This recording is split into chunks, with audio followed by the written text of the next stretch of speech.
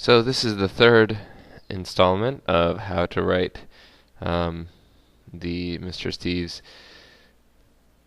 World War II project paper for language arts. Last time we went over on how to make a preliminary outline. Now we're at the point where we need to start researching the preliminary outline.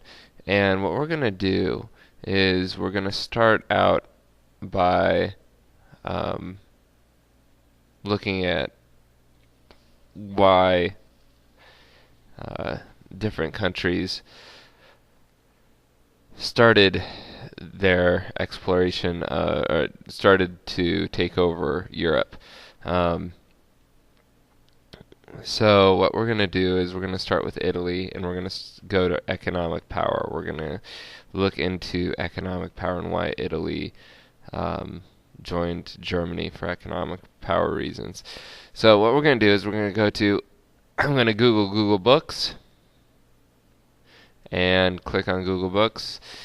And we're going to be Italy World War II motives. Okay. And we're going to actually throw in here um,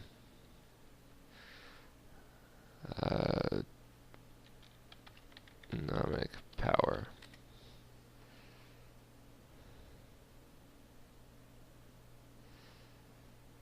This looks like it might be interesting.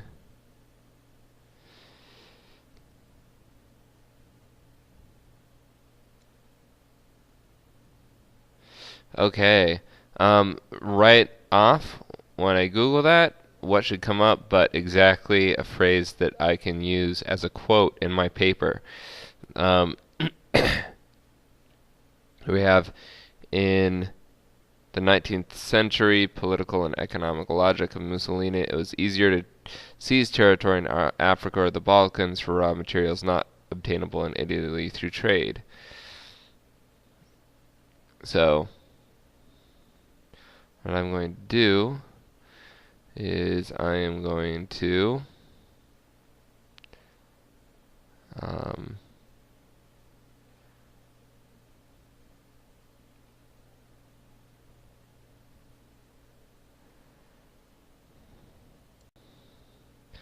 so I can't actually copy out of a Google or out of a Google Books. There's no highlighting thing, so I'm going to have to copy this by hand into my paper. So what I'm going to do is I'm just going to move this as small as I can get it without encroaching on the text, and I'm going to move it kind of into the next screen a little bit. And then I'm going to move this over to the right here, expand it out just a hair. Right, and then I'm going to actually put this statement into my outline. I've already typed it out. So I'm going to put it into my outline. I'm going to put it under A since it's a quote, right? So I'm going to put it in A. I'm going to put it here. Now, it indented only this. The whole thing is supposed to be indented. So I'm going to back this back out. And we're going to bring this whole thing in and back out. Okay, there we go. So the way I did that was I clicked on the first line, indented it, and then clicked on the second line and indented it with tab 3 times.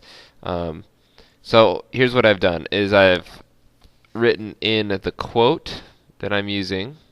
I've put the page number, and I've put the title and the author.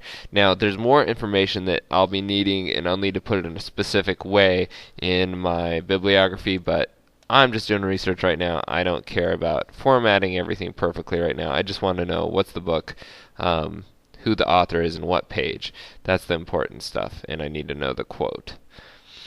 Alright, so I'm going to use this quote in my paper. It's going to be really easy to use.